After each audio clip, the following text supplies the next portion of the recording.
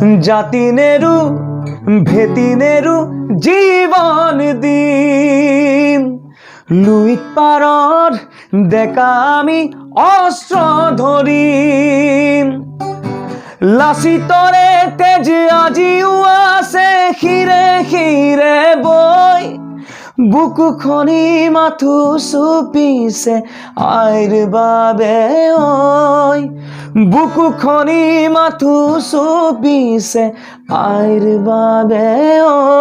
নমস্কাৰ জনাইছোঁ আৰু চিটিজেনশ্বিপ এমেণ্ডমেণ্ট বিলক লৈ এতিয়া ৰাজ্য তোলপাৰ লাগি আছে। শিল্পী হিচাপে ৰাকেশিয়ান বা যি আন শিল্পীসকল আছে সংগীতৰ লগত জড়িত বিশেষ ব্যক্তিসকল আছে তেওঁলোকৰ অভিমত কি সেয়া জানিবলৈ মই ৰাকেশৰ কাষলৈ আহিছোঁ। ৰাকেশ, সকলোৱে নাগৰিকত্ব সংশোধনী বিধেয়কক লৈ এতিয়া নিজৰ নিজৰ অভিমত প্ৰকাশ কৰি আছে। মই জনাত তোমাৰো এটা বৰ ধুনীয়া গান ওলাইছিল অসমীয়া গিৰি বুলি। তোমাৰ মতে কি এই নাগৰিকত্ব সংশোধনী বিধেয়কখনে আমাৰ ওপৰত কেনে প্ৰভাৱ পেলাব?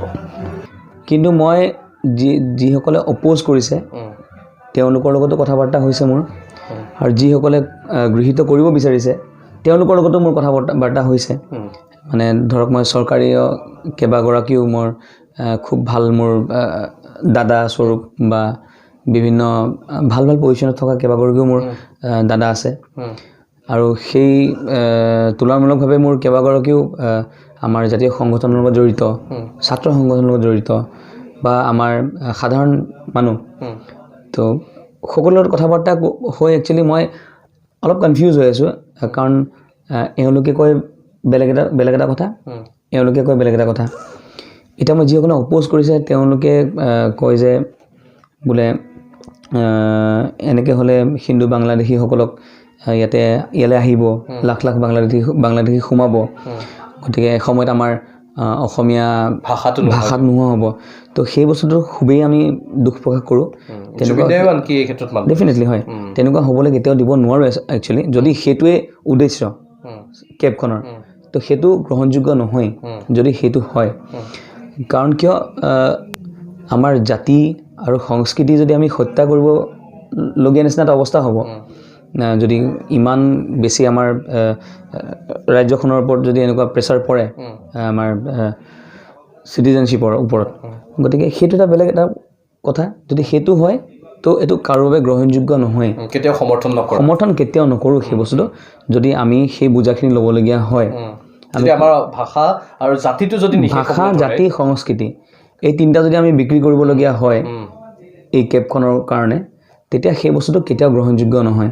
সেইটো মই বুলি নহয়, সেইটো কোনো এজন প্ৰকৃত অসমীয়াই অসমক ভাল পোৱা, অসমীয়া আইক ভাল পোৱা কোনো গ্ৰহণ নকৰে সেইটো। আৰু যদিও চৰকাৰৰ কিবা বিষয় ভাব লৈ যদি কোনোবা আছেও, যদি বোলে আমাৰ কেন্দ্ৰীয় চৰকাৰৰ কবলত পৰি বা প্ৰেছাৰত পৰি যদি সন্মতি দিবলগীয়া হৈছে, কিন্তু অন্তৰৰ ভিতৰৰ পৰা তেওঁলোকৰো গা জ্বলিব যে এইটো ভাল হোৱা নাই। তো সেই বস্তুটো মই বিশ্বাস কৰোঁ, আৰু সেই বস্তুটো মই সমৰ্থন একেবাৰে নকৰোঁ যদি সেইটো হ'বলৈ গৈ আছে।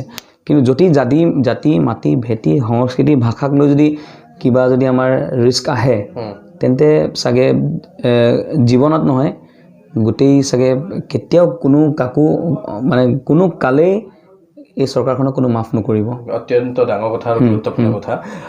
আমি বাকীখিনি ৰাজ্যলৈ এৰিছোঁ, দল সংগঠনলৈ এৰিছোঁ, চৰকাৰলৈ এৰিছোঁ। আমি নিজাকে ব্যক্তিগত অভিমত এই ক্ষেত্ৰত দিব বিচৰা নাই। কিন্তু এটা কথা ৰাকেশে স্পষ্ট ৰূপত কৈছে যে অসমীয়া জাতি কৃষ্টি সংস্কৃতি সদায় ৰক্ষা হৈ থাকিব লাগিব, অক্ষুণ্ণ থাকিব লাগিব, সংৰক্ষিত হৈ থাকিব লাগিব, আৰু ইয়াত কাৰোবাৰ হাতোৰা পৰিবলৈ দিয়া নহয়। সেইকাৰণে মই গীতটো গাইছিলোঁ অসমীয়া গীত। জাতি নেৰু ভেটি নেৰু জীৱন দিম লুইত পাৰত ডেকা আমি অস্ত্ৰ ধৰিম লাচিতৰে তেজ আজিও আছে শিৰে শিৰে বৈ বুকু খনি মাথো চুপিছে আইৰ বাবে ঐ বুকু খনি মাথো চুপিছে আইৰ বাবে ঐ আইৰে বিননি বুকুতে খুন্দিয়াই স্বাধীন দেশৰ হৈ উপৰাধী সেউজ পথাৰ খনি আজি মৰুভূমি ৰখাল মাটি আজি সুবাসীন। গাটো শিয়ৰি গৈছে, একদম তেজ গৰম হৈ মানে গৈছে। এই গোটেই গানটোত কথাখিনি কোৱাই হৈছে আচলতে।